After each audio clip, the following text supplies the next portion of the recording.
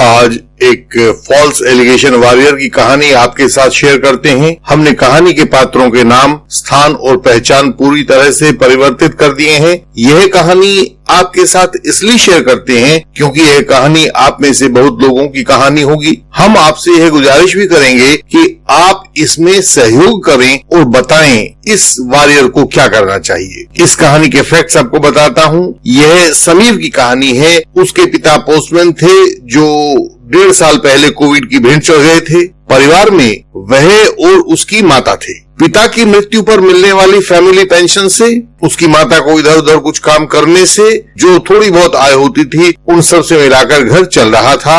वह college pass करके मेरठ आ गया था और बीएड में दाखिला ले लिया था। बीएड के बाद उसकी नौकरी लग जाएगी और घर चलाने में आसानी हो जाएगी, ऐसा उसका प्लानिंग था। रीमा एक लेक्चरर है जो सिंगल मदर भी है। कुछ समय पहले उसका डाइवोर्स हो गया था। समीर के कॉलेज में चाइल्ड साइकोलॉजी पढ़ाती है। समीर ने चाइल्ड साइकोलॉजी को बहुत ध्यान से पढ़ा और पता नहीं चला कि ध्यान कब चाइल्ड साइकोलॉजी की जगह उसकी लेक्चरर रीमा पर चला गया। रीमा भी उसको देखकर स्माइल पास करती थी। दोनों की छुट्टियां और खाली समय साथ साथ बीतने लगे। समीर के ख्वाब और रीमा के पंख अब उनको हर परवाज छोटी लगने लगी थी। बहुत कम समय में उन्होंने बहुत फासले तय कर लिए थे। समीर की पहली नौकरी एक प्राइवेट स्कूल में लगी थी। माँ और रिश्तेदार अब नौकरी के बाद शादी के लिए दबाव बनाने लगे थे। जैसे ही माँ को रीमा और उसके बेटे की बात पता लगी तो तूफान आ गया। तू छुट्टी हुई बहू लाएगा, सारे गांव में रिश्तेदारियों में थू हो जाएगी, तुझे यही मिली थी शादी करने को।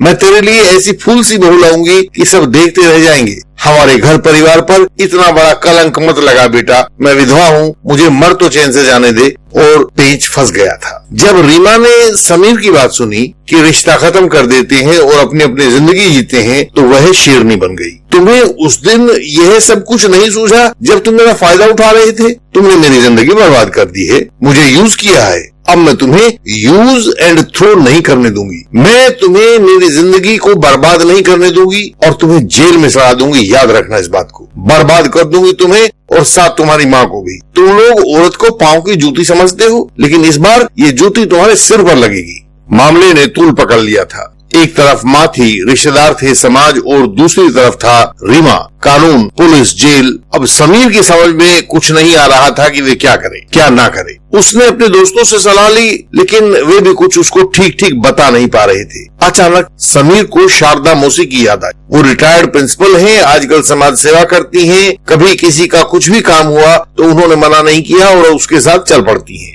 वह शारदा मौसी से मिलने के लिए चल पड़ा। मिलकर सारी बात बताई। यह भी बताया कि वो ना तो माँ को दुख देना चाहता है और ना ही रीमा को खोना चाहता है। दोनों की बात एक साथ मान नहीं सकता।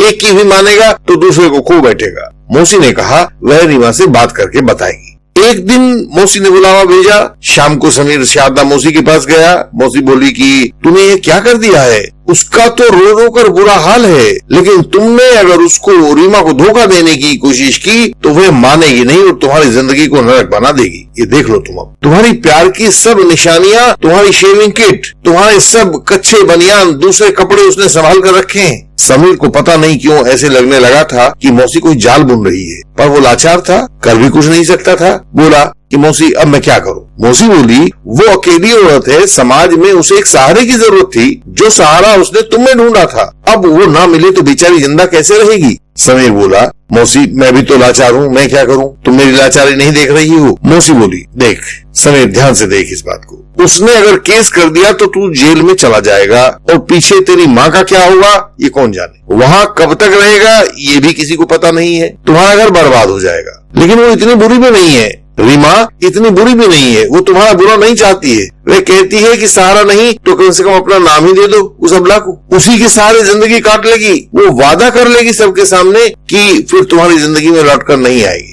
तुम अपनी शादी करो, घर बसाओ, बच्चे पैदा करो, कुछ करो, उसे तुमसे कोई मतलब नहीं रहेगा, कोई लेना देना नहीं रहेगा। बस एक बार उसे, उसके बच्चे को अपने नाम का आश्रय दे दो, उससे शादी कर लो। चाहो तो मंदिर में कर लो, कोर्ट में कर लो, कहीं भी कर लो। समीर कुछ अजीब सा महसूस कर रहा था। लेकिन मौसी इंसानों का क्या है, 2 मिनट में बदल जाते हैं और कल अगर रीमा बदल गई। वैसे कसम तो वो शुरू से खा रही है कि कभी मेरी जिंदगी को खराब नहीं करेगी, लेकिन कर रही है ना। अब ऊपर से मुश्किल डाल दी और दूसरी, कल फिर डालने लगी तो प्रॉब्लम तो और बड़ी हो जाएगी। मौसी बोली, उसकी चिंता तुम ना करो, मैं सारी बात स्टैम्प पेपर पर लिखवा दूंगी, एफिडेविट बनवा लेना। और वैसे भी जब बात पक्की हो जाएगी, 2 आदमियों में बैठकर बात कर लेंगे तो पीछे कैसे हटेगी, सारा समाज थू-थू नहीं करेगा उस पर। अब आप लोगों के लिए, आप लोग अब समीर की सहायता कीजिए। उसके सामने ये कुछ एक विकल्प उपलब्ध लगते हैं। पहला कि वो माँ की बात माने और अपनी शादी किसी दूसरी लड़की के साथ कर ले। रीमा जो करना चाहे करे, लेकिन इसमें केस हो सकता है, जेल हो सकती है, मुकदमे की कार्रवाई, ये सब कुछ हो सकते हैं। दूसरा ऑप्शन है कि रीमा से शादी कर ले और माँ को उसके हाल पर छोड़ दे। समाज, पड़ोस, बिरादरी जो कहती है कहता रहने दे। इसमें माँ को दर्द होगा, समाज में बदनामी होगी और बच्चे की एक्स्ट्रा जिम्मेदारी तो होगी ही। तीसरा विकल्प है शारदा मौसी की बात माने, रीमा से शादी कर ले, तलाक का एफिडेविट ले ले और अपनी जिंदगी में हंसी खुशी दूसरी शादी करे, माँ को ठंडक दे। ऐसा भी हो सकता है कि कोई और विकल्प भी आपकी निगाह में हो जो शायद हम लोग अभी नहीं देख पाए हैं। तो क्या आप समीर के लिए इनमें से कोई रास्ता चुन सकते हैं, सुझा सकते हैं? मान लीजिए समीर ने हमें नहीं आपको फोन किया है कि वह क्या करे, आपको उसका समाधान निकालना है। हमें सुझाइए कि हम समीर के लिए क्या राह निकालें, आप हमें कमेंट करके बताइए।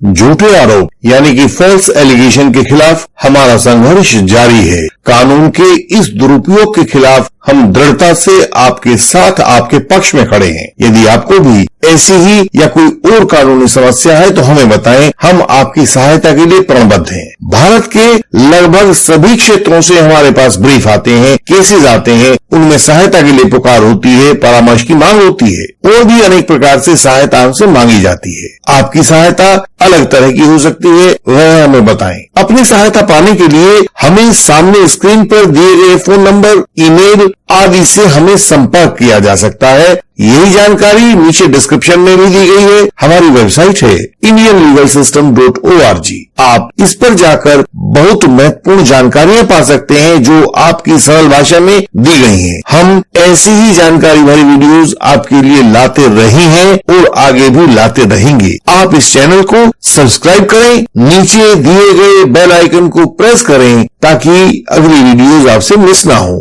हम आगे भी आपसे अगली वीडियोस में मिलते रहेंगे। तब तक के लिए प्रणाम।